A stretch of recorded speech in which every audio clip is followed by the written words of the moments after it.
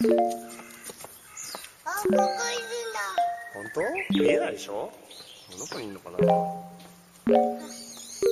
見えないよ。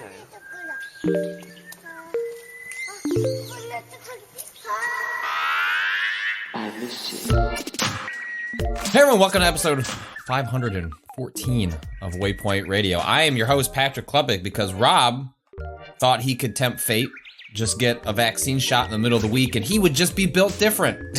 He's not. He's not. He's the opposite. When I saw, he sent a message like he was like skipping off to go get candy at the market. Yeah. Off to go get my vaccine and flu shot. Like, you I'll did go that get my booster. Wednesday at noon? Like, what do you think is gonna happen tomorrow, brother? And then awake to a message that is, Brother. I can't, brother, I can't move. Brother. All right, well, Brother may have some oats. Yeah. He's dead. He's dead. Both. He's both not dead. At once He feels is- dead. Yeah, both at once. I Is, did it too, but I also No. had zero response to any of the shots, and so I was, but I also made it for a Friday in case I finally met my vaccine maker. I mean, I guess they do say in theory that it's better to wait on the flu shot for like later in the season, so that like you have like your highest immunity. But I guess assuming that it's both highest immunity and also that when they do the dartboard of guessing what the flu is going to be, because if for some reason you haven't really gotten a flu shot, they don't really know which flu strain is going to take off in a season. They just go, hopefully it's these, and then they give you a shot that will hopefully protect you against that. And I think it does like do like a base level, like you'll recover faster from whatever strain you end up getting, but it's also possible that they just guess wrong and just the one that goes around is not the one that you've gotten in theory protected against. But as you have just heard, I am also joined not just by the vaccine ghost of Rob Zachney, but our producer Ricardo Contreras, Hello. another producer Renata Price. Hello. I'll be honest. Without the dulcet tones of Zachney, I've come in unsettled. I've come in off my footing. But I feel like we're bringing it back. I feel like bringing it back. Also, you normally, Patrick, you usually do a countdown. You enjoy doing a countdown, and this time there was nothing. You just hopped right in. It's true. I do normally like a countdown. It sort of like sets my mind to like flip a switch of I'm going from person I was before to personality Patrick. For folks who have not done a podcast or done it for a long time, those are different people. You go into a different mode when you have a microphone on. And so that is like just like a quiet way that I will usually do that for myself, to just be like, okay, I'm putting on guest or host hat. But I didn't. I just, you know what? There's no time for this. I've, got a kid with hand, foot, and mouth. If you, anyone out there in the Waypoint Radio audience that Hand, has foot, a child. and mouth?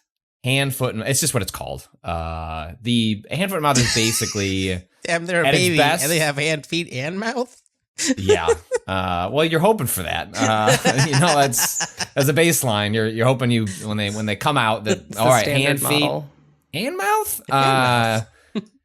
And yeah, hand, feet, and mouth is it's a viral infection that in its best case scenario is just a mild grade fever with a couple of bumps. In its worst case scenario, your children can lose their fingernails and toenails, and it can spread to adults who can.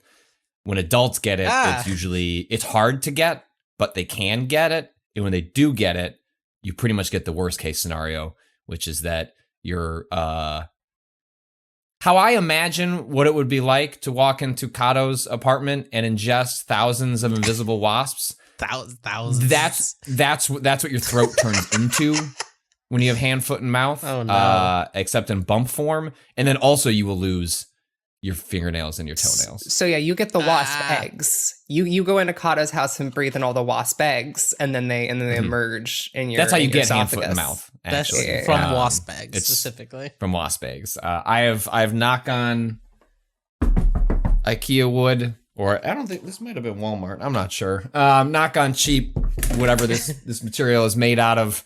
Have not gotten it before, and my youngest, who is the one who has it, we think he got it from a neighbor. It's just a fever, but the fever will just, if you've ever had a fever that lingers where you can feel fine for half a day, and then all of a sudden, oh damn, I feel like shit again, because that fever just comes back. We were just waiting for that to break, and it has not. A thing that has broken, though, and I wanted to bring this up because I don't know if you ended up actually writing a story on it quite yet, Ren, but I imagine you have at least borne witness to it. Yes, I'm Overwatch 2 broken. Also, Overwatch 2, I'm hearing hates the poor, which is a weird stance for Blizzard to take, but it's 2022.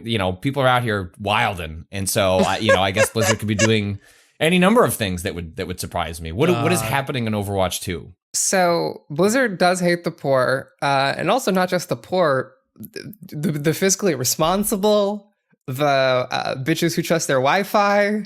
Blizzard is going after a lot of people at once. So the current state of Overwatch 2 is that the game released to a pretty massive server load of genuine players, which caused Can I clarify one thing that I saw this morning that it's not that big of a deal, but it's very funny that there is not a separate Overwatch 2 client. You just download a patch that turns Overwatch into Overwatch 2. Yeah, Overwatch 1 is dead. That's really funny. It's at the end of the day, like logistically, probably makes more sense, but there's something very emblematic and humorous to me about Overwatch 2 being a patch for Overwatch 1. It broke rich presence on Discord. It still looks like Overwatch because it's the same EXE. It's also the fucked up part of it, Patrick, is that you cannot play the video game that Overwatch 1 was anymore. So if you purchased the original Overwatch 1, that game no longer exists for you to play, which makes it doubly weird for the people who purchased the game and happen to use a prepaid phone plan. So if you bought Overwatch 1 and use a prepaid phone plan, you can no longer play the video game Overwatch because Blizzard has added an SMS authenticator that does not work with some, emphasis on some, prepaid phones. I've been trying to journalism my way into figuring out which plans work and which ones don't and why. I just say at least this morning they have removed that requirement for the I think that this is like a really kind of a wishy-washy phrase, but something along the lines of the vast majority of existing Overwatch 1 players. Essentially, if you already jumped through the hoop of playing Overwatch 1, have an account, they're not going to ask you to have the SMS requirement, but that doesn't necessarily seem to resolve what are they going to do going forward. It's not necessarily as though they are dropping this SMS requirement. It's just, hey, these existing players who aren't potentially like complete nightmare players that we want to ban from playing the game. Because I have to like, is that what this is about? Like ultimately about controlling who is playing a free to play game and making SMS a logistical hoop, sort of like you can't use a Gmail account to register this. It's got to be something personal because you could just register a million Gmail or Yahoo or Hotmail was the one back in the day that I remember was ripe for abuse. The idea is that it's trying to make smurfing inconvenient. Smurfing. That is when you have a higher leveled player or a higher skilled player who is in like the higher matchmaking tiers, making a new account so they are matched with. So they could just roast. Yes. This is super common for streamers. Like this is what streamers do is that because they want the stream to be more entertaining. Exactly. And so it's more entertaining to beat up on shitty players than it is to get your ass kicked on a stream. Exactly. Like people don't want to watch someone sweat. People don't want to watch someone sweat out a fight, especially if like it's a personality driven streamer. And they want the no scope. Right. They want the no scope, but also they want the person to be talking while they no scope. Yes. And that requires a certain level of disengagement. Where does the Smurf term come from? What is the why? Smurfs. I mean, I know what a Smurf. I watched that when I was growing up. Isn't it? Wait, Cado, I'm just going to say this phrase to you and see if it activates your brain. Smurf, buff, scrub, nerf. No. Smurfing existed before that phrase, I'm pretty sure. I know it does, but I think it's very funny. Patrick, the IKEA gamer catalog, the IKEA gamer setup has a live, laugh, love style sign in it that says, oh God, yeah, Smurf, buff, scrub, nerf, next to the gaming PC, which I've been thinking about for many a year. this aside, I believe smurfing comes from like, I think it's just like trying to make yourself into a little guy, trying to convince everyone you're just a little guy. That makes them okay. All right, that makes the Smurfs are tiny creatures in a big world, and so I that tracks. So okay, go ahead. I was gonna say, this is a huge problem for a ton of competitive games. It's really frustrating to play against a Smurf. Or it can be. I mean, as someone who plays a lot of Valorant, playing against a Smurf in Valorant is kind of a fucking nightmare because you are trying to. Can you sniff it out immediately? Is it like completely obvious? Okay. If someone's dropping like 30 plus consistently, they are a Smurf. Like I have our friend of the site, Colin Joyce, will drop 30 plus consistently in a game, but that's just he's just built different. And also he does have a couple of Smurf accounts, so he can play. Oh shit! You're no, this is known. This is known. But like this is such a problem to the degree that they find themselves punishing, as has been, essentially like the reason people have prepaid cellular plans is for well, there are lots of reasons to have it, but one of the very like base level ones would be data plans are expensive. Maybe you're not on lucky enough to be on a family plan, or can afford like a month to month phone plan. And like this is just one of the ways that I have access to a phone when I absolutely need it, but it is otherwise not part of my monthly financial calculation. I think a lot of people take that for. Oh, did you figure out smurfing? I figured out where he came from, and it's so much better than I thought. Hit us. Okay, hit me. Back in the 90s, when Warcraft 2, not World of Warcraft, Warcraft 2 was at the height of its popularity, there were two specific players that people would regularly quit out of games because they were too good. Their usernames, their usernames became well known, and so they decided to hide themselves by changing those usernames to Papa Smurf and Smurfette.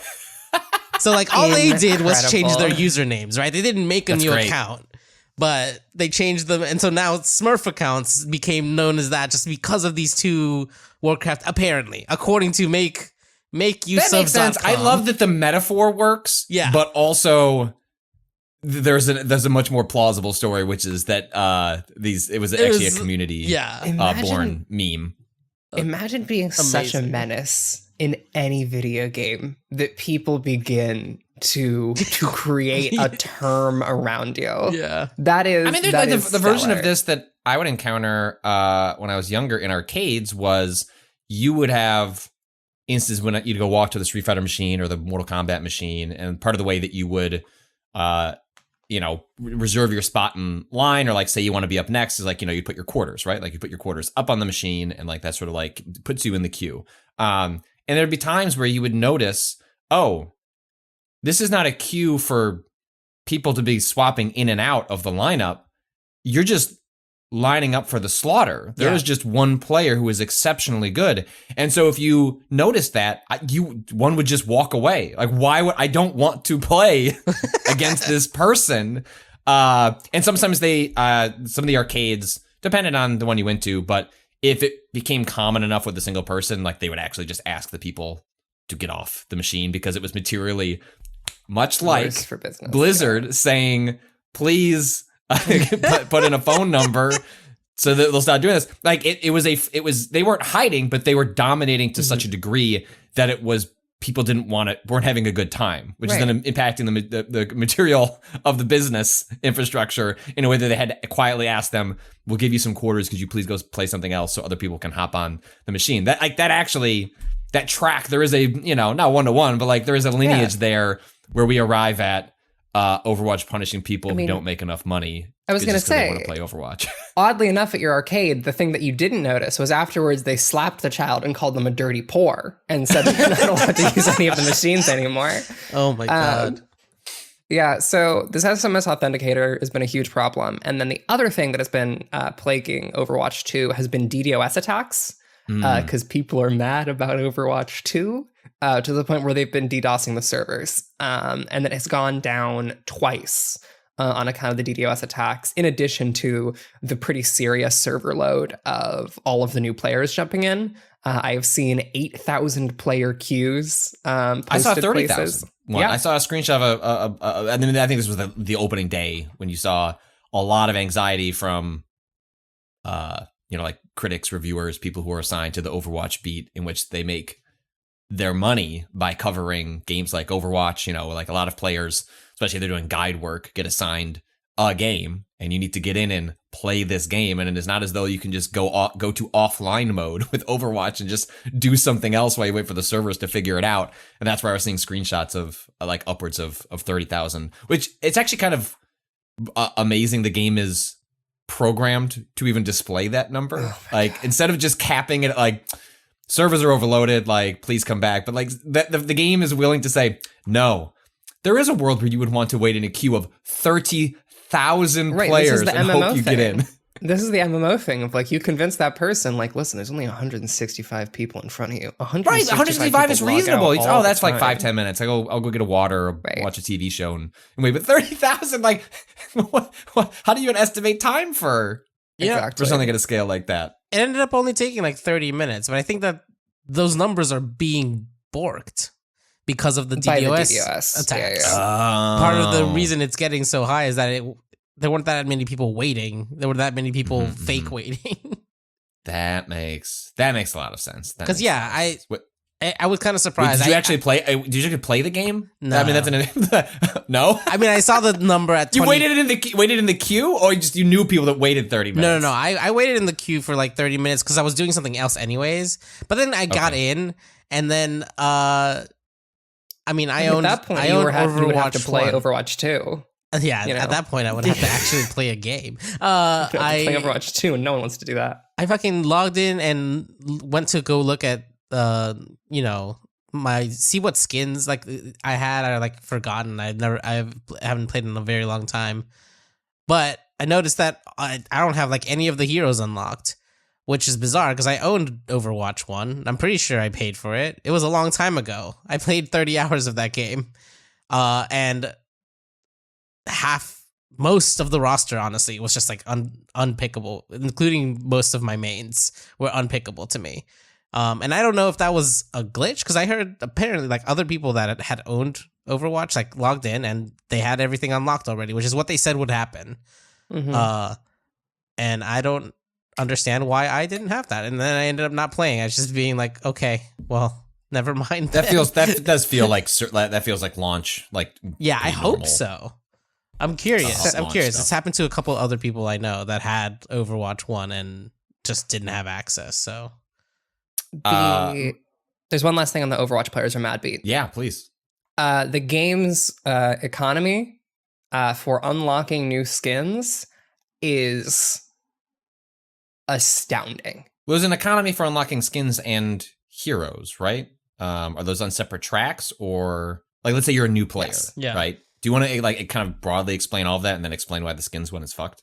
So the true new player experience has you doing a bunch of challenges, and as you do all of these challenges, you will unlock the entirety of the game's original main cast. This challenge is like, do this move 6 times, or like what exactly does that mean? No, God, they're the weekly challenges, right? No. Okay. There's hero challenges which are specific to that hero, and it's just play a certain amount of games. Once you hit 5 games, you unlock again. I mean, Genji's one of the base ones, I think. You unlock Diva. Once you play, like, I think here's the thing though, is that it's like basically you get a new character every 10 games until you hit 150. So at 150, you will have unlocked 150 games. You will have unlocked everyone from the original roster. Then the new heroes are on the battle pass. Are currently on a battle pass track is the plan. That's how they're going to be released. Is it similar where like there's a free battle pass and then a premium battle pass? Free and premium, yes. And the premium battle pass costs 1,000 points. You can get, based on just playing the video game, I believe you can get 90 points a week. Cool. So pretty much you should pay. Yeah. You have to pay. This also skins cost upwards of 1,900 points. And so if you want to grind out a skin, we are talking multiple months of play in order to get a single specific skin. that is a legendary skin, or you have to drop $20. It is a pretty egregious. This seems like it's one of those see how far you can push the economy from the start when people are excited, and then we're like I'm trying to delete, and then you massage that. But it's kind of, I mean, it certainly speaks to the broader screw up that is Overwatch as a property, like from top to bottom, that they would not have a better handle on. They shouldn't be in a position, like, I think there's a lot of sympathy granted to that has been, I think, eroded over time with like 343 and Halo, in which, hey, never run Halo as a live service game, gonna have bumps, gonna have to figure it out as you go along, see what the community wants, what the dynamics are. Doesn't seem like they've ever really figured that out. But Blizzard doesn't have the same sort of leash. Like, you've been running a live service game, yes, that it wasn't free to play, but there's enough data out there that you should know that Overwatch 2 is not a new game. It's dropping into a very mature market with a lot of competitors that have it's seemingly things that you could just copy and people would be happy with it, or happier.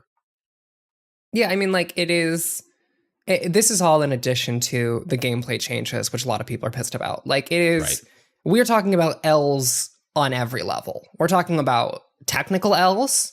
We're talking about structural L's. We're talking about content L's.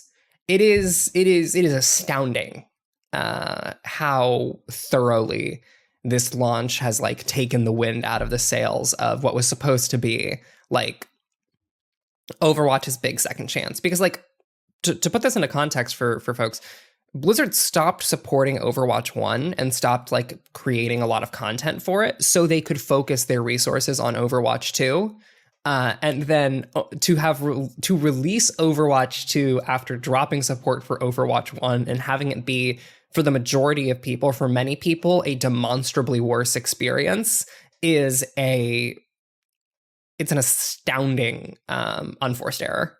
How long until Overwatch Classic, where I can just launch into old Overwatch and just play it? I feel like that's not off the table at some point, the way they did with World of Warcraft.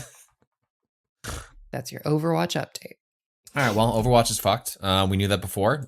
We know it now. So, and I think it's probably telling that neither of you have played it. Elsewhere, CD Projekt Red, also a company that has had many bumps in the road, specifically with the launch of Cyberpunk 2077, which it's wild to think that we are coming up on 2 years of that in December. But they've kind of been plugging along, kind of updating that game, not necessarily in line with the vision they presented at things like the incredible E3 demos I saw over the years, but certainly closer to, I don't know, like not game? Quite somewhere in the middle, but closer along on the spectrum. And they, CD Projekt Red is a publicly traded company, which means they have to do like shareholders reports and things like that. They're both a developer and a publisher. And they did something kind of remarkable this past week, which you can either look as from one direction of radical transparency that the video game industry would be better suited in posturing towards, and a world in which be more honest about what's going on and what you're thinking instead of pretending everything's a secret and sort of leaving players in the dark. Or you could look at it as, we really need to pump up shareholder confidence, and so what better way to do that than say, we're going to make 5 Witcher games in the next decade. You want a Witcher game? You get more than one. You can have 5. And so they announced that they are working on a number of things. For one, a brand new IP, which would be, it's interesting. It's the first new IP they've done. Like, they didn't own Cyberpunk. They didn't own The Witcher. And so this, like, weirdly is the first time that CD Projekt Red is doing their own thing. There's no release date attached to that. That is probably, 7-8 years off. That is probably really, really, really long down the road. They announced a proper sequel to Cyberpunk, which I think some people thought maybe wasn't going to be the case once Cyberpunk was revealed to not have multiple big expansions. It was just going to have one. And the thought was, well, they're just going to move all the resources on to The Witcher, and that'll be the end of Cyberpunk as a franchise. But they are doing a proper sequel called Orion that is going to be not developed in their like base studio, but as part of a new studio in Boston, I believe is where like most of that development is supposed to occur. They announced a new Witcher game that has a codename Sirius that is part of a trilogy. The first game is going to come out in like the next 3 years, and then they will release back to back. The plan is a sequel 3 years after that, and then a sequel 3 years after that. So like roughly a 10-year plan for Witcher. There is a third party. There is an external Witcher game also being developed, and then there's the other game from the Blood in the what is that game from the developer that they acquired. Was it remember. wait? Was it the DLC? Flood and we did this before, Fire and in then the Rob Flood? remembered what the name was. Huh? Are you trying to name a studio or a specific A expansion? game. It's a game. They acquired a studio that is Okay. Flame in the Flood? Flame in the Flood. They acquired that studio, and they are working on Built something different. as well. Thank you. Thank you. Mm-hmm. So that's a lot. It's a pretty, again, like I said, pretty audacious to announce all of that at once. It's a very Kevin Feige of Marvel standing on a stage and being like, here are the movies we are making for the next 4 to 5 years. It seems like kind of a playbook out of that. But it's odd. I don't know what to make of it other than there's a lot of potential disappointment in this. Yeah. I mean, listen, not enough people are saying this. You can just say anything. You can walk up to a microphone and put a PowerPoint on, and you can put any words and letters you want together, and like someone's got to listen to you. And in this case, shareholders, this information went into their ears, and a lot of this information went into all of our eyes. And we can't stop them. But do we have to believe them? No.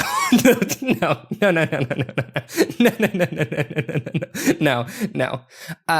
But they did say it, so you know. It's true. They did say it. And I do like that. Like I am in favor of a world in which companies are like, yeah, this is kind of what we're planning, like thinking about, here we go. And Ubisoft did that with Assassin's Creed recently, where they announced a bunch of games, and one of them was like just art, the same sort of thing, just artwork. It's like, I don't know. It's going to be in Japan, I guess. Don't worry about it. We'll show you later. It's like, okay. I guess that for me, like, the business side transparency doesn't feel like transparency to me. And I'm just interested in the dev side transparency, honestly, and being like, oh, cool. What does this project look like? And so like shit like this almost makes me worried that we're going to get even less from the actual in development processes, because like this is all to assuage the fears of shareholders, and like showing shareholders in progress games, from what I understand, is a huge risk because they do not understand what video games look like and are like, that looks really bad. And so I get concerned, because also like the other thing about the Kevin Feige example is that we don't get like set photos from Marvel films. Really, like you'll get a handful of people like in a room, but like there's leaks, like there's like stuff that gets passed around fans, like folks who live near a set or something like that. But yeah, in terms of a like formal, like you don't really see anything until they're ready to show a trailer, and at most you'll get like the level of secrecy is if there's a fan event. It's like, oh, you get to see the trailer, but the visual effects aren't done, and then it'll be on YouTube in 3 months or whatever. And that's not really, I don't know if I'd call that transparency. Exactly.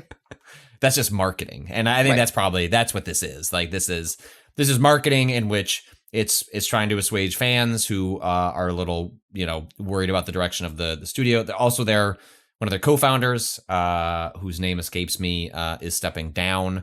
You could look at that as a potentially encouraging sign. If the development of Cyberpunk was bad and exploitative and in favor of getting $1 before the health of the employees who were grinding on that game, regardless of how you feel about how it came out or where it's settled now.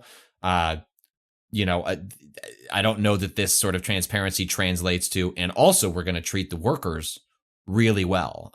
They've done a lot of public facing stuff, like putting out videos saying like, we understand, like we're changing our work culture. But it's like one thing to change a culture, or to say you're going to change a culture, and it's another to do it. And then it's hard not to be worried about a company that says, last time we bit off more than we could chew, and we kind of grinded our employees into dust to try and deliver that. We're acknowledging that was bad. Also, we're working on 7 or 8 games right now, which is a lot more than the studio was doing before, in which we kind of just worked on one at a time. Yeah. Like those are not, granted, there's like studio expansions. I'm sure they're going to go on a hiring spree. Cyberpunk made a shitload of money.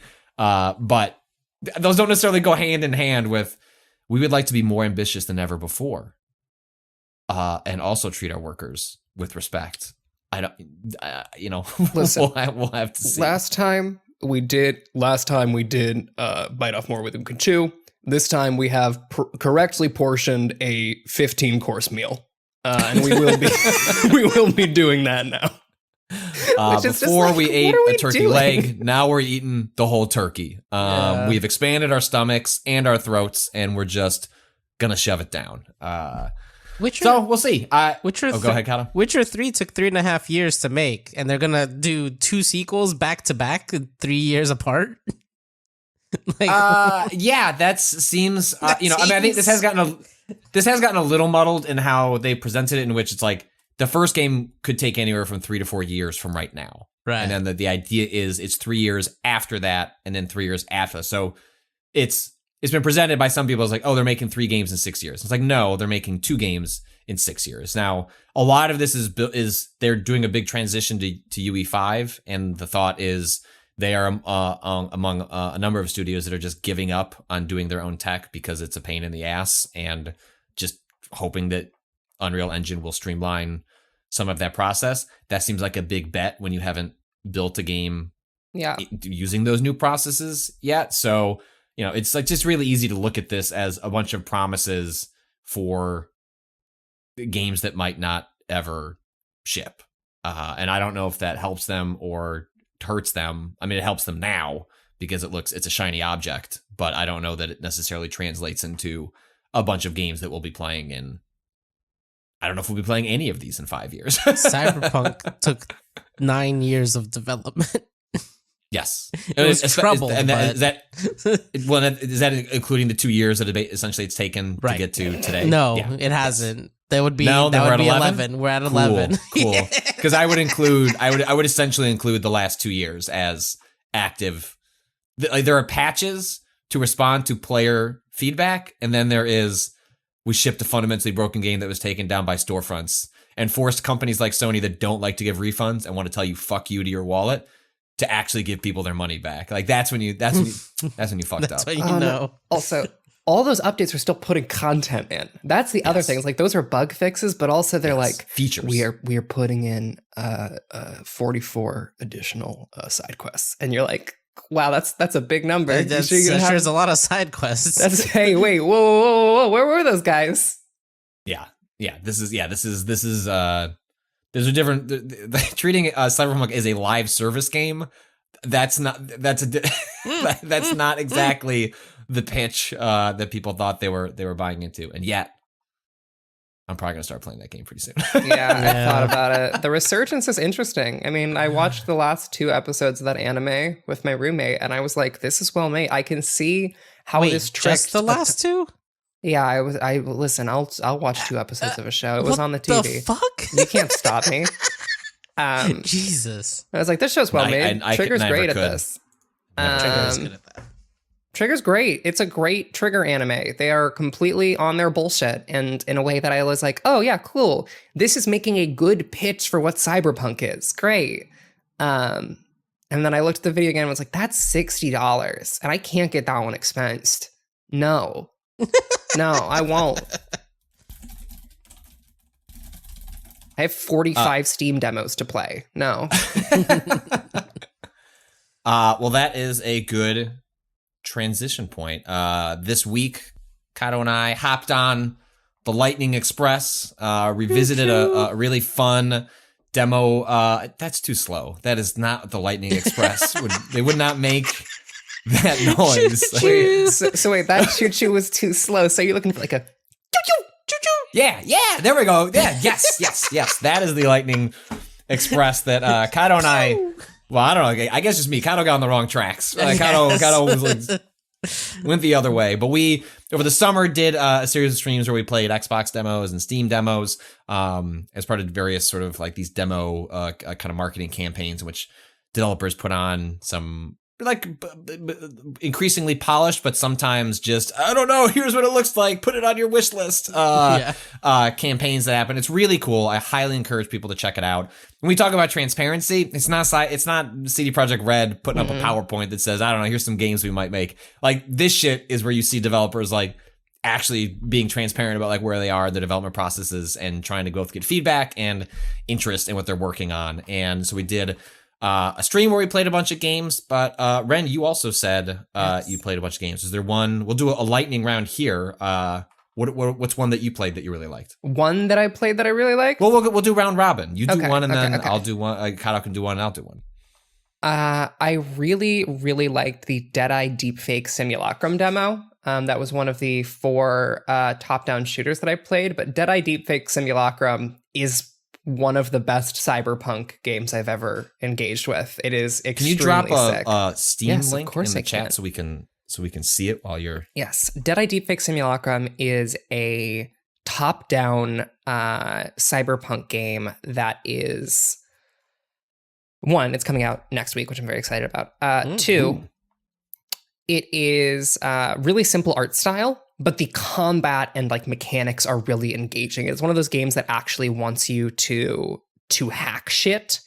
And by that I mean you have to pull up a terminal and type things like type command prompts into a terminal. Yes. And it wants you to do that. Whoa.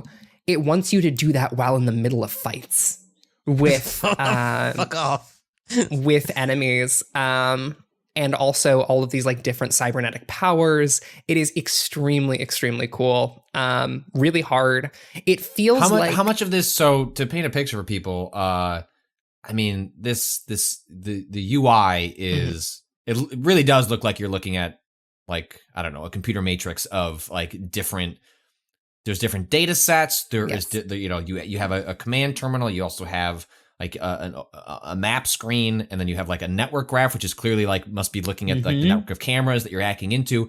How much of this is signal and noise? Like how much of this is aesthetic, and how much of this is stuff I'm paying attention to, is meaningful to everything I'm doing at any given moment? I would say that your abilities, the things in the top left, things like slug snacks, instant rewind, and the world, useful. Slug snacks. Yeah, I need slug snacks. Is that like Smurfing? Slug snacks. Slug Does snacks. Does a Smurf eat a Nerf. slug snack? So slug is the ability to slow down time in this setting. All right. So if you have, say, for example, I'm looking at this screenshot right now, 18.06 slug, that is basically 18 seconds worth of time dilation that you can do. All right. So you can go into bullet time for 18 seconds. Things like your abilities, yes. The weapon that you have, yes. But you don't need those stats. Like, you're not like in a fight having to worry, oh, is the speed on this going to be 46.85, right? Unless you run out of ammo and you pick up a new weapon and you're like, okay, cool. What the fuck is this weapon I just picked up? Because all of the weapons are procedurally generated. So you're like picking up a weapon and being like, what is this? What does it shoot? How does it shoot it? And if you look over on the side of the screen, you can be like, okay, let me scan all this information really quickly. Okay, that's how fast it shoots. That's its damage. That's its recoil. Okay, I can work with this. Let's go. So you can do that. And then finally, your like actual character stats are the current speed which you are moving at. Wait, like the momentum? Yes. Your velocity. Is it like velocity or momentum? Like I guess it's all like sort of like switching in real time. Like it's velocity. It's your velocity. Okay. Which is useful because some of the game's they're called skeletons. Skeletons are your body, so you're also buying new bodies with money to be like, okay, I like the stats on this cybernetic body a little bit more. Okay. And you are like installing yourself into that instead. And so it's this like really engaging, I would say that the best comparison I can give is it's like heat signature crossed with cyberpunk. Heat Signature, for those who are unfamiliar with it, was a ship stealing game released a few years back, which also has a lot of like time slowdown stuff that is absolutely phenomenal. I really love Heat Signature. It's great. I recommend it wholeheartedly. And this feels like that, but with a bunch of cyberpunk and also like some pretty engaging narrative hooks. Your AI handler is certainly has a personality and is kind of unsettling. And if you watch the trailer for the game, there are moments where instead of the computer-esque sprites that you see on screen, there are things like giant writhing masses of eyes. And you're like, okay, cool. This game is going to go interesting places with what it is doing, with its like narrative and like aesthetic, in a way that I find really exciting, and I want to see where it goes. I'm really. I enjoy this excited about tagline: this. "Confront the future and die trying." Good for you. All right, that's Deadeye Deepfake Simulacrum. Okay. Yes. Cado. What did you play of that? Either on stream or if there was one you tried elsewhere that you really liked. Shit. What did I play on stream? Well, we played Dredge, which was interesting. A sort of a fishing game where you've crashed your ship on the way into a new job, and I feel like you died. I think this is a whole like purgatory situation or some shit. But basically, the mayor of the town that you like crash into. Good to know that when you die, you just end up in debt again. Yeah. So the afterlife is not a more equitable, fair place. It's just a spiritual transfer of debt. You immediately get it put into a Tom Nook situation of like, here, have this boat, but also you have to pay off this boat. So go fish and sell your fish at market. But it also has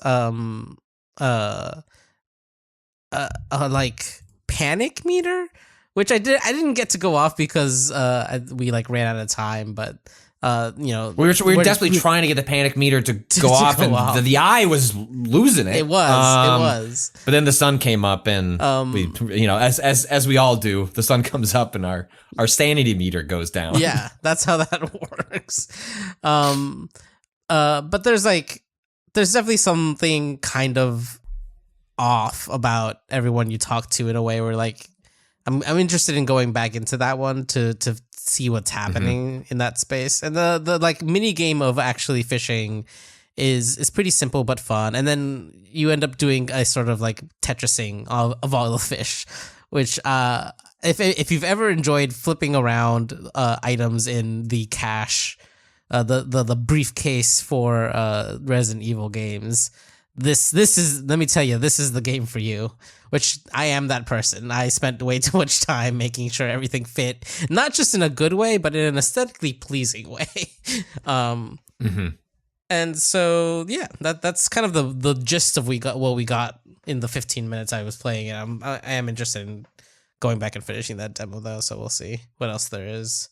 If I can make myself panic and whether or not there's I'm curious. Yeah, well, there was the trailer implied tentacle monsters in the ocean. Excellent. So I'm curious to see what exactly that is. A game I really liked, Rhythm Sprout, which is as you might gather, is a music rhythm game, but it's a music rhythm game in which it's the music genre is chill beats to fight RPG enemies too. So the music is way more akin to something you'd get if you were listening to, lo-fi hip hop or like any others, sort of like variants of that you will find on, I guess largely on YouTube, but sometimes on music services, where you can just listen to kind of chill, largely repetitive music that kind of just exists in the background as kind of a form of like very pleasant white noise. And Rhythm Sprout adopts that for a music rhythm game where you have a note chart and it's equivalent, it's colored and that's mapped to different buttons on your keyboard or on a gamepad. But I found like music is really difficult to nail in games like this, and a lot of it then comes down to like the licensing tracks or original tracks. It's just really challenging to do. And I found this to be a really novel approach in terms of the music selection. I thought it was awesome. I'm not saying that doing lo-fi style music is easy by any means, but it changes the approach for, I'm sure, the composers and the designers. And I don't know, it really worked here. The beats are good. I was bopping to them. And they were really fun to do the note charts with. And it actually made for the levels. The levels didn't feel all that long. They felt like roughly how like a 3 to 5 minute song would be in a typical music game. But they could be longer and they wouldn't feel repetitive in the same way because either the lack of lyrics or just the nature of this sort of music just lends itself to, I don't know, a different vibe. I think it's very good. I enjoyed it quite a bit. I'm curious to play it on harder difficulty levels. Part of the issue I sometimes have with music rhythm games is on the easier difficulties, it sort of abstracts the song relative to sort of the beats that it might be going along to.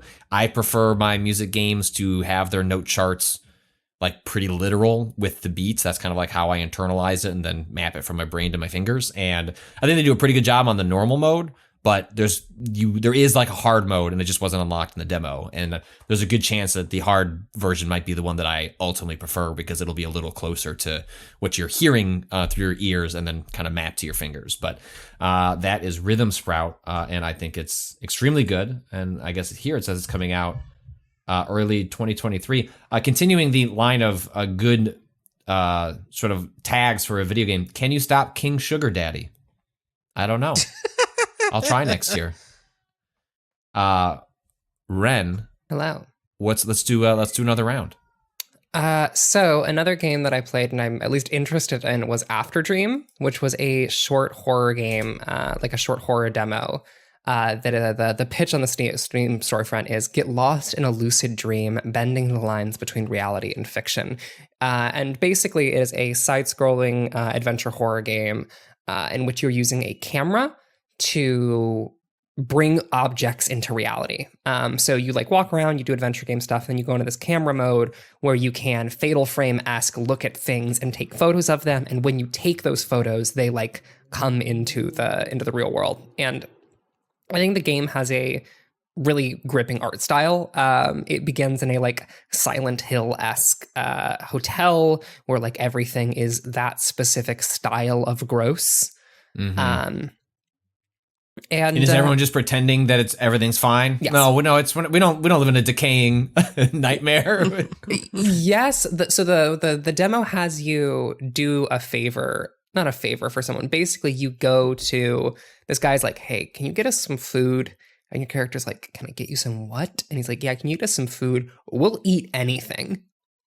And you're like, you'll do what? And he's like, no, we will eat anything. And then basically you go through and fill this jar with just some troubling materials.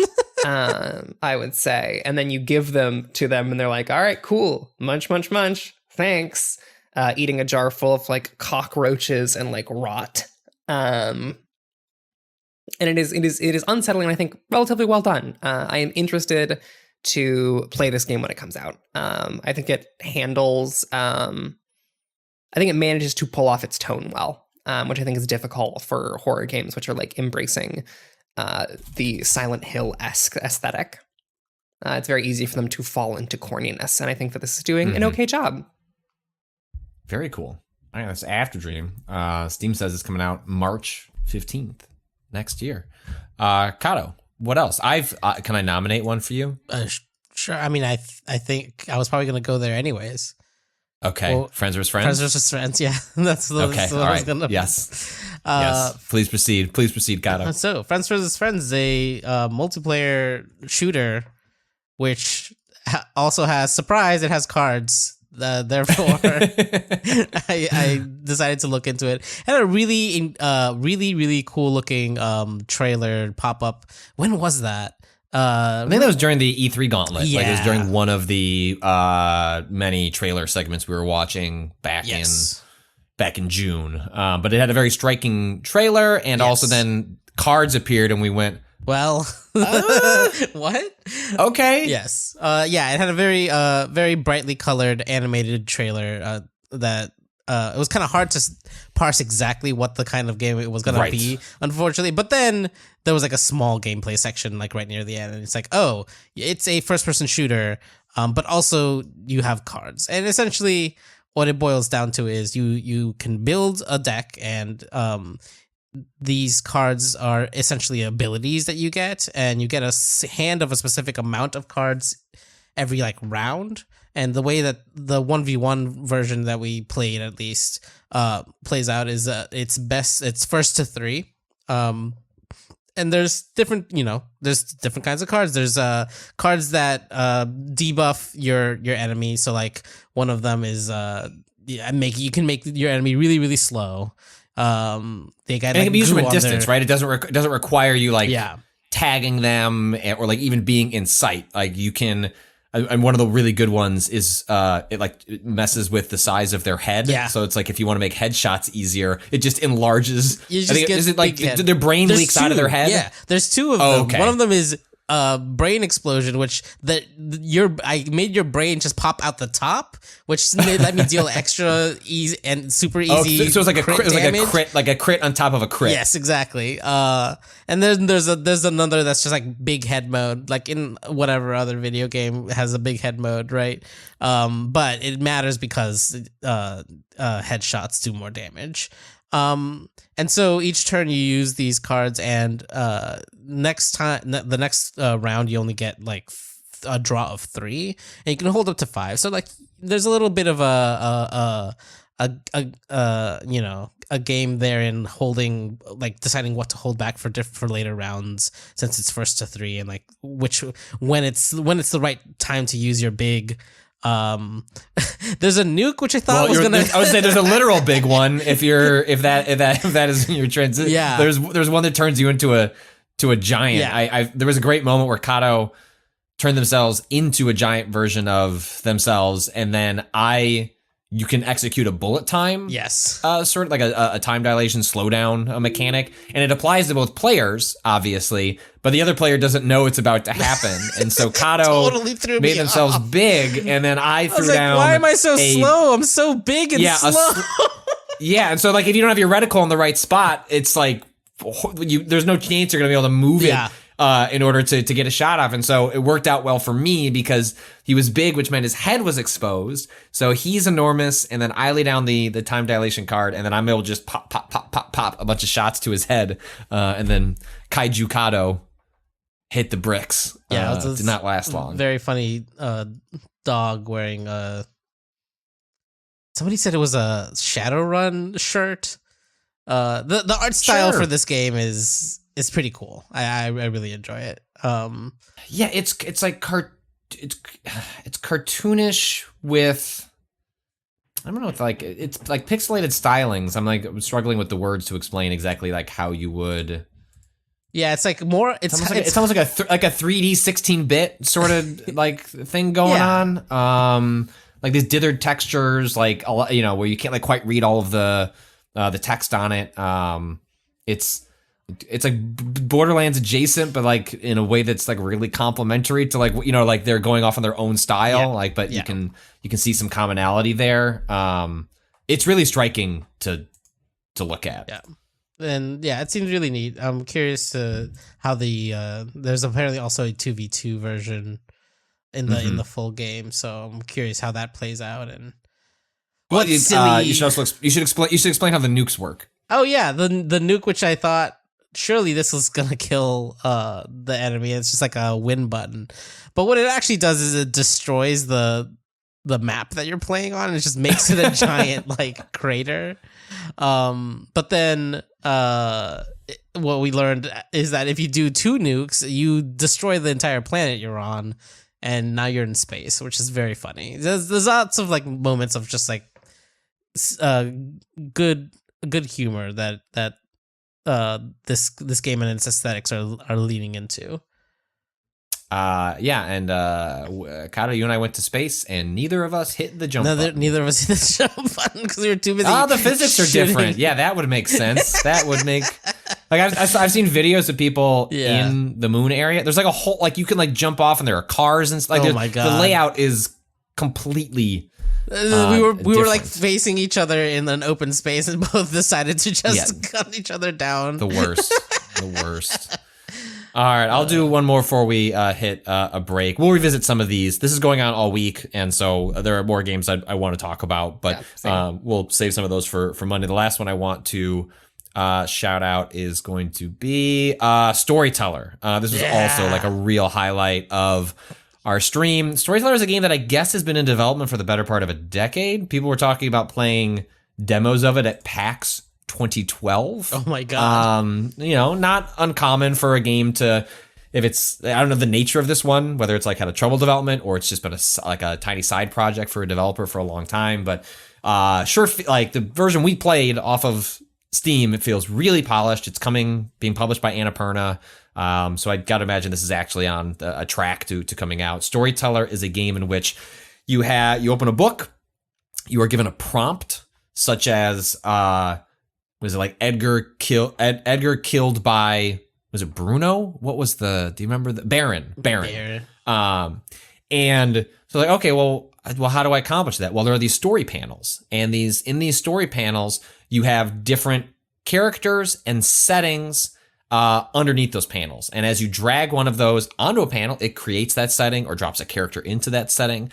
And so what you're trying to do is use these different objects and settings to create consequences for future settings. And so you will, like, let's say you will set down in there's 3 panels. In the first panel, you're going to put down a proposal, like that's what the setting is called. And that is 2 people falling in love, so you put the proposal setting down, you put down, let's say, a character named Edgar, and then, you know, the girl named Amelia, and you put her down. And then they're in love and they're married. And then in the next panel, you can have another proposal, and it is Amelia on one side and Baron on the other. And Amelia will explains, not to, you know, in graphical form, Baron's heart is broken because he's realizing that Amelia's already married to Edgar. And so you have set up in these 2 panels heartbreak. And then in the third panel, you can there's like a gravestone, and then you can drag a character onto the gravestone so that Edgar is dead, and then you put Baron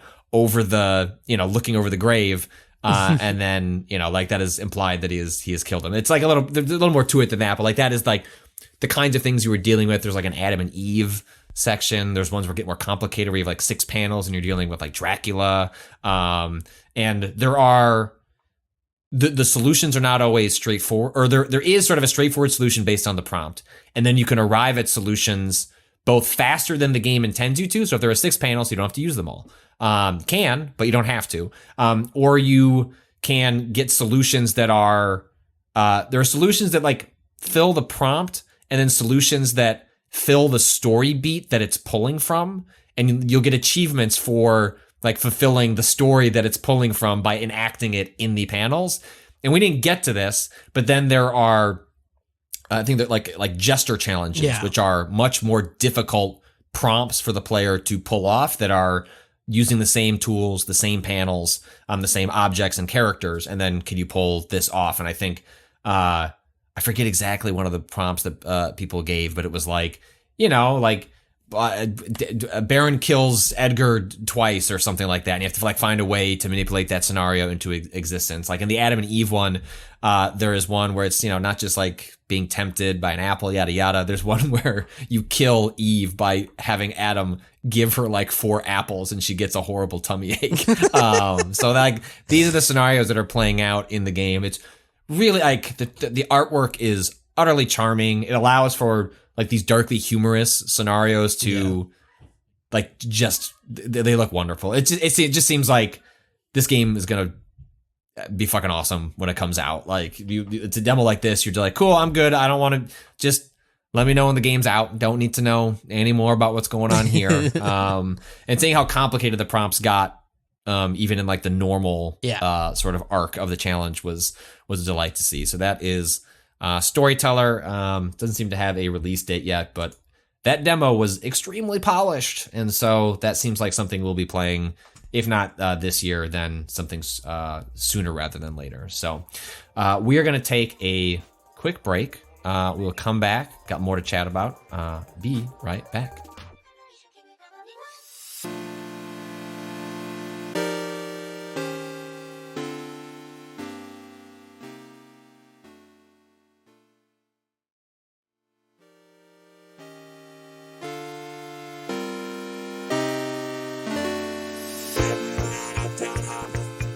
Cado, you have been checking out a game that I'm very curious about. We were all very taken by the trailer for it when... Now I don't know when they did the trailer for this. It was during something. Oh, it was during a thing. It was during a thing. That's so Which one? Which one of those things? It wasn't that long ago. No, though. it wasn't. Oh, it was Gamescom. It was Keeley's Gamescom. Right. Opening night event. Moonbreaker. A game being published by Krafton, the PUBG company, who's actually going to have a couple games this year because they'll also be publishing the Callisto Protocol, the game for the Dead Space developers. But what is Moonbreaker? All I know about it is like I'm playing with minis. But a video game mini. So what's the sitch? Let me tell you. What if you could have little guys and you put them on a table on some, and you put down some little like fake trees. You've already sold Ren. Little guys on a table? I do love a little guy on a table. It's true. Ren's done. Like sold. And then you can you push them towards each other and they fight. You have a set of rules that make them fight. Now what if all of that, but in a video game? Okay. Moonbreaker is very... It's very fun. I think like a super easy way to describe it would be like Magic Arena for a game that doesn't exist in real life. And what Magic Arena is Magic the Gathering, the card game, but digitized into a form that technically those cards do exist in the world, but like it's, you can play it digitally online with other people. This is what we played on stream, right? Where Rob and I almost brought down the empire of Natalie and Cado, correct? Okay, you didn't have to laugh that hard about it. Sorry. But that is what we played, right? Yes, that was what we played on stream, was Magic Arena. And this is essentially that, but for a miniatures game that doesn't exist in real life. But it treats it as fully a miniatures game. Yeah. Yeah, like, so... Wait, is there like a whole lore and like world building, or is it just presumed like these are just cool little... enemies? There's lore. There's lore in the way that there's lore for like the Warhammer 40K miniatures game. Like there's like stories about the miniatures and stuff, but the game itself is not like, this is why I describe it like Magic Arena. It is not there's no single player campaign to this. It is a jump on and then like play versus the AI or play versus other players and like just have a match. And it's very match structured. And it's also, like Magic, structured around a limited pool of figurines that you can expand by getting booster packs. Like, instead of unlocking through progression like you normally do in other, like in XCOM, right? Like, you get more people to use for your team that you, like, level up through them getting XP and all that. This game is very much, this is just like, you play games, you get a currency, or you can of course buy this currency. You get booster packs to open up. You get a random assortment of new miniatures. Duplicates get broken down into a third currency that you can also use to like craft a miniature. But it very much plays exactly in the space of like, this would be a blind box like miniatures game in the real world. The game itself plays, I mean, it's a pretty fun, very like extremely positionally like important, like the position, it's extremely positionality is very important in any tactics games, but the way that this one plays is the ranges are all there's no grid, right? The ranges are all kind of analog in a way. It's as if you were measuring with like a measuring tape out for all of these like different abilities and stuff. I'm pasting a screenshot, and you can like sort of see how like it's almost like a heat map, but like kind of like ebbs around. Yes. Like the circle of the yes, of the miniatures that you're setting down, and so it's not strictly like you're saying like there's a move no 3 spaces. there's no grid. It's like it's like if you can fit in here because like it fits in the physical space, it will let you. And like physics comes into it a couple times in strange and interesting ways. Where like there's this one character that has like a little grapple hook, and they can pull enemies towards them. Now, there have been times when I can see a character and get the grapple hook on them, but then there's a piece of terrain that is just like in the way enough that as they're being pulled, they like whack into it, and then it'll stop there. And like the first time I did it, it was like, oh shit, I didn't even realize. Like I thought if I could select them for this ability, they would just pull them all the way to me. Right. It'll just take them through because that object doesn't actually exist. We're just pulling them through or the, it would go space. around or whatever. Like, but I didn't notice this, but it did actually tell me like on subsequent turns. I realized it will show you if like in that movement it's gonna like be interrupted by terrain that's out on the battlefield. So it's extremely positionally like important, but also like obscure because it's there aren't grids, so you can't be like, oh, I know that person can only move X amount of grid or whatever. It's all like kind of in the way that you play a lot of these tabletop miniature games that don't play on a grid. It's all like distance space, so you kind of eyeball like it looks like it's about 5 inches. And then like when you actually go to do the ability, you're supposed to measure exactly to make sure. Mm-hmm. But before then, you're just kind of like trying your best to make sure that all your pieces are lined up correctly. And similarly to things like Hearthstone, for example, it has this sort of like energy system where you get like 1 energy to play abilities is basically what you use this on. You use this energy to play each of your little miniatures as a special ability that uses it, and also to play new miniatures onto the board. So you start with like 1, your captain, which has a lot of HP, and the point is the win condition is kill your enemy captain. So to start, that's just 2 captains on the board, and then each turn you get 1 more energy. So by turn 3, you have 3 energy available, and then you can drop a second piece, and so on and so forth. So there's these mechanics of like, do I spend my energy on doing an ability this turn, or do I need another piece on the board? Is that more important right now? And there are moments where like even though my enemy has dropped another piece on the board, I've been able to line up a really good combo of abilities where like I just eliminate that piece almost immediately. So it's like worth considering that always. So like the tactics themselves is pretty fun and interesting, but like I kind of chafe against the sort of, this is now a like,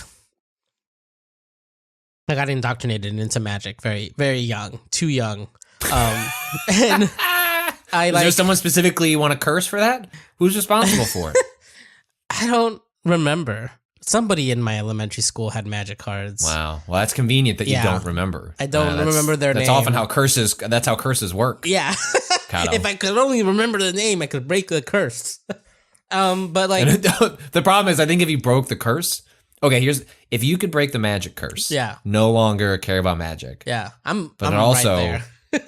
but it also, magic is probably responsible for you liking a lot of other things, card stuff. Shit.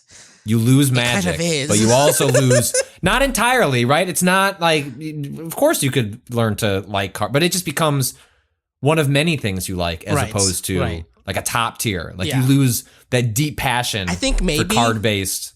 You're willing to just okay. Well, all right. Here's the issue with the way this game is set up and the way that Magic is set up is that you create an inherently uneven playing field when you have random boost, like when randomly seeded boosters are like the way that you build up the pool of characters you can play with.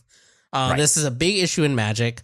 A lot of like top decks end up having individual cards that will go for like $30 or $40 on the secondary market because everybody wants to build the best deck possible.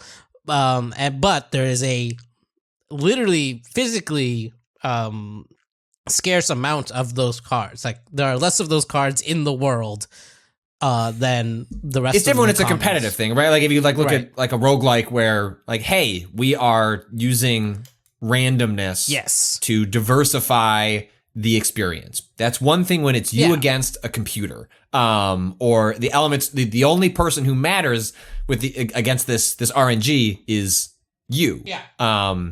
It's much different when you introduce another player who can be at a disadvantage because of either it's out of their control or they didn't want to go. They didn't want to go outside of the ecosystem and spend money to acquire it to balance things out. Or stay in the ecosystem and put in a bunch of like, pulls of the slot machine until you get the one thing that you need or want for this deck. This is why now I only play Netrunner. One of the few card games out there that releases their sets, you just buy the whole set all at once. Like you get every card that's in there. So everyone's and they probably make less money that way. Because this is ultimately not for balance reasons. It's a financial decision. Yeah. It is to extract the most amount of money out of their players, right? I guess I find it interesting and disheartening, frankly, that when recreating so like when I saw this trailer, despite having no real interest in Magic or affinity for like card-based games, it's like, oh wow, this is like a really interesting idea to take a lot of this feel and nostalgia for a certain type of game in miniatures. I mean, we should also point out, when they introduced this, they spent the vast majority of the time showing someone using the miniature editor in which you can go in and color and tweak and do the sort of stuff that people are doing with, their actual miniatures if they're taking the time to actually paint them and customize them. And they're like, look, we just built an incredible tool to do this virtually. And I was like, that's sick as shit, because that is acknowledging very fun. What can we do digitally that plays off of interest in the real world and enhances them or does something different. Like that, okay, cool, that makes sense. But then they looked at the financial model and went, now we like that one. That's cool. Magic. That's good. Because I mean, the way that games like Warhammer 40K, they make money by selling sets, but like it's not randomized, right? It's like if you want X, like whatever, you have to go to the store and buy that specific character mini, and then you paint it or whatever. But this is playing in the Magic space of like it's randomized, so like if you were chasing for a specific thing, you don't even know.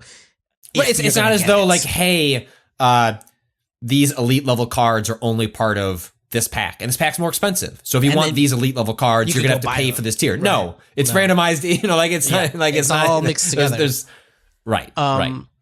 And so like it kind of took the winds out of my sails for this game. Like I really did. I did enjoy what I played of it, but it's just like this is now like they're setting it up to basically just be another one of those. But it's just computerized. But like with minis instead of cards. It's another Hearthstone. It's another like where the kind of like, and it's early access, and they are flipping on all of this monetization right out of the gate. It is not as though hey. Also, sometimes it has what'll happen with games like this. A lot of these games are free to play. Magic the Gathering, Magic Arena is free to play. Hearthstone is free to play, and then like the reason you charge for a base level $30 is like, look, we're not flipping on any of the monetization stuff. This game is going to go free to play or change but like, hey, pay $30. This gets you in. It gives us a financial foundation to work with. Shows like player interest, but the actual mechanics inside, you're not going to pay for anything because the money's going to change. The mechanics of how like so much is going to change in an early access game that this feels particularly shitty and exploitative. Of a model to engage in at this stage of development. It does to be to be fair, it is like extreme. It feels extremely polished, and it feels like kind of odd that they would even like. This is like maybe like it feels more like a soft launch than like actually being an early access game, where it's like the thing that they are figuring out is the community's limits on how much they want to engage with those microtransactions. And actually, I think literally yesterday they posted an update. So this game, when did this drop again? Just last week. I mean, it was or in the last 2 weeks. It's very recent. September 29th. October 5th, they changed a bunch of the monetization stuff already. Cool. They That's removed, definitely what you should do once people have already paid. Right. They like changed things about the UI in the store where like certain currencies were showing up where they didn't need to. It's so like already those changes are being made. And it feels like that's the thing that they really actually wanted to kind of change, because the rest of it feels so polished. It's like this could be 1.0. This feels 1.0. Interesting. Yeah. Apparently, this actually is going to go free to play. So it's wild. What? So it's like yes, Yeah, early it is. access, right? So I mean, It's you do paid get, in. but then You do get charge people $30-$40 to get in early Yeah. and see how it's being developed. But then also, do you want to be our guinea pigs while we figure out the money thing. Yeah. all the free to play stuff later? Especially like this isn't a tiny studio, Right. saying, Right. "Hey, we're trying to figure this out. Please come figure it out with us." Like, Or like we need the last like leg over to the last. no, this is Krafton. They're worth billions of dollars. This is not some mom and pop shop in which you understand why they need maybe to squeeze a little more out of what's going on. They don't know how big the player base is gonna be. Like this is that makes it all the more Right. irritating to adopt a model like that this early in the process. Unless they're closer to 1.0, where it's like this is a soft beta period, right? Like a lot of times early access is in the early access thing. It says approximately how long will this game be in early access, and they say roughly 1 to 2 years. Okay, yeah. So like a year to 18 months is like what a lot of these games that come out like fairly mature spend about a year, 18 months before they hit 1.0. So, well, that's kind of gross. That's too bad. I mean, hopefully some of this work, but it feels like your recommendation is it looks cool, but maybe don't buy into the ecosystem yet and let it settle down. Yeah, I mean, you would have to buy if you want to go check this game out. You have to pay $30, and what that gets you is 10 booster packs. It's just like like you open up a bunch and you get a bunch of miniatures, and like they like list out the percentages. You get 3 drops in a booster pack, and it's like a common. You get 70% chance at a common, 20% chance at an uncommon. Rare is 6%, epic is 3%, and legendary is 1%. So of those 10, you're probably not going to get anything epic. You're probably not going to get any, and I don't think I didn't get anything. I think I got maybe a couple rares, maybe 1 rare.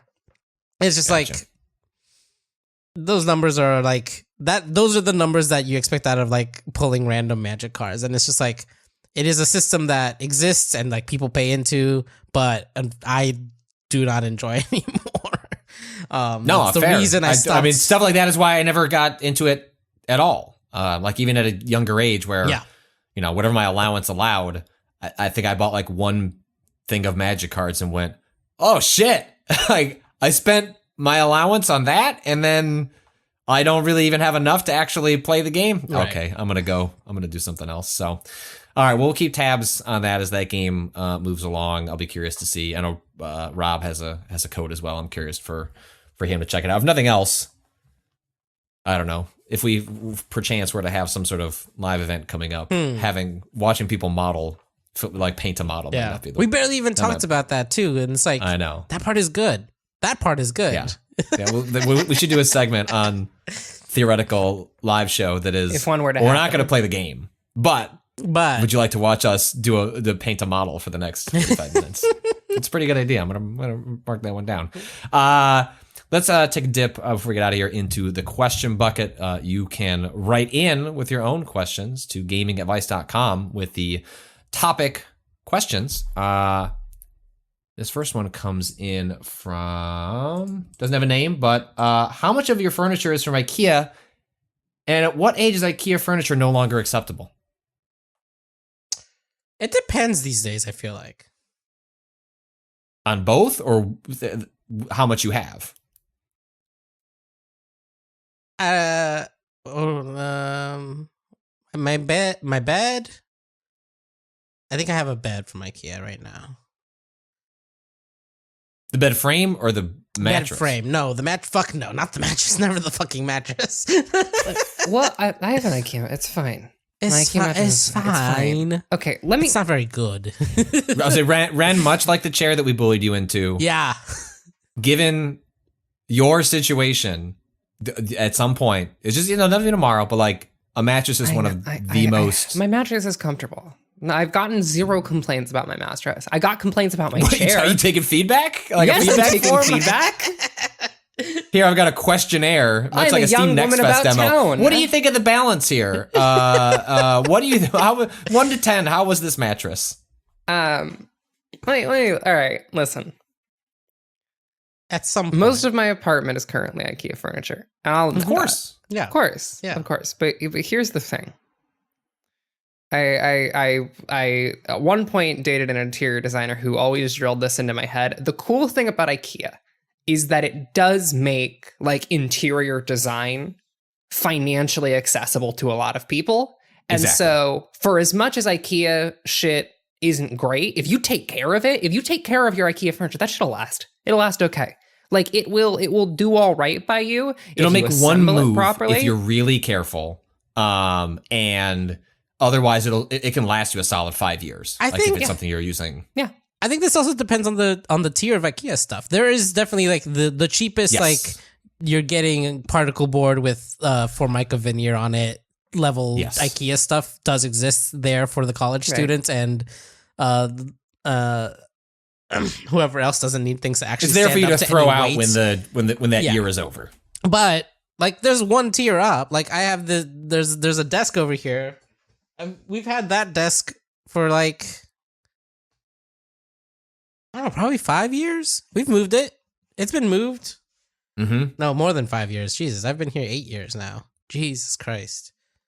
It moved from Baltimore. That IKEA. Cado going through it because he looked at a desk. Yeah, Cado, fucking. Kind of having a sad moment about the existential movement of time because Cado looked at a desk. But like that second tier is gonna last even longer, especially like, and it's good stuff. Like that's a solid bamboo top. Yeah. And also their stuff has got, I think they have moved. I think it is true that in the last 10 years, especially, they have moved into a space where they recognize that they can get you in the door with that cheap stuff, and then also appeal to folks that would like something a little sturdier, like a little more expensive, but doesn't quite go to, like you can pay as much as you want for a piece of furniture. Like people will sell you whatever zeros you want to add to that. Like these days, like what we do is like a lot of IKEA stuff is what goes in the kids' rooms, because like it just gets beat up. Their tastes change. Like maybe it goes into a different room and it just doesn't matter as much. And then IKEA stuff that we've had over the years, it's almost like you're doing a test run with it. It's like, well, let's bring this in, see how we feel about it. And then whenever it breaks, it's like, okay, like slowly start changing things in the house. It's like, okay, go spend real money on the thing that is like, this isn't something that even just lasts for 5 years. Like this could last for 15, 20 years if, we stayed in the house that long. And so that's, there is not an age that, I'm approaching 40. There's not an age that IKEA is no longer acceptable. That said, I do think as you get older, recognizing either like the quality of the IKEA stuff you are getting, so you can graduate to like what Cado is talking about, where it'll just last longer. Like it's not, you don't want to be in a place where if you just spent, I don't know, let's say it was something you're spending $200 on. If you spent $350, it'd be both better and last a lot longer. Like that's the thing that I've had to graduate to, as someone that like has the financial means to spend more, but does not have the psychological wherewithal to spend more. And so I just need to like tell myself, no, Patrick, you could get the nicer thing and it would last longer. You've done this for long enough. So that's where I'm at with it. Mind Palace. Hello, Waypoint staff guests. Obligations require me to spend a week vacation visiting family in Wisconsin soon. While I'll be traveling with a Switch and Steam Deck, as a person in their 40s, I can't comfortably deploy these during the family visits. Also, due to coming in from Canada, my partner's phone will have the data plan, not mine, so that option is out. The only option left is the Mind Palace. What is your favorite game to play in the Mind Palace? It needs to be something just distracting enough that I can survive nodding along to Wisconsin politics and sports, but not so distracting that I lose track of my 3-year-old child. Thanks, Waypoint. What the fuck? What? So, whoa. I'm a fan of the Mind Palace. Whoa. Yeah, I mean, I think a rephrasing of this is like, what is like something idly you will do with your brain when you're not fully engaged in what's in front of you, but you cannot resort to an electronic distraction for X, Y, or Z reasons. Also, though, it did feel like resorting to an electronic distraction was ruled out from like I'm 40, and I'm like, that's bullshit. You can do that shit whenever you want. You're 40. Yeah. You're allowed to do whatever you want. Like IKEA. Yeah. You can have IKEA. It's fine. It's fine. You can make 6 figures and buy IKEA. Do whatever you want with your life. Like, but I mean, I don't know the full context of how that did rub me the wrong way. But who knows? I don't know the social context this is dropping into. This might be the kind of thing where this person is gonna get shit from a family member. It's just not worth it. Or it's just like, I just don't want to deal with it. So maybe like not a lack of confidence, but more of a just it's not worth it. So what else can I do to kind of pass the time? Ren, it seems like this is something you've done before, have thoughts on. What happens in Ren's Mind Palace when we need to pass the time? My Mind Palace is the game design zone. When on my 5-hour drive from Indianapolis back to Ohio for Gen Con, I designed a tabletop role-playing game and play tested it in my head, and that was a ball for me. Your Mind Palace is big. Mine very small, very small. I designed it, and also that shit worked. I've done play tests. It's like I designed a competent tabletop role-playing game on that drive. It was very satisfying. This isn't quite the same thing, but because you mentioned driving, it made me think of it. There is the little spot that my parents own in Wisconsin. There's really just one road that you take if you want the most direct route to get there. In theory, you could take a different road that is also just a road that goes straight there. That takes a little bit longer. But what I like to do is because I take that ride, I've done this drive thousands of times over the course of my life, and I will put the I will put the address into an Apple Maps or Google Maps or a Waze. I'm constantly switching the apps because what these apps will do is go, look, generally this will just take you about an hour and 10 minutes to get to. But these apps are desperate to save you like 2 minutes.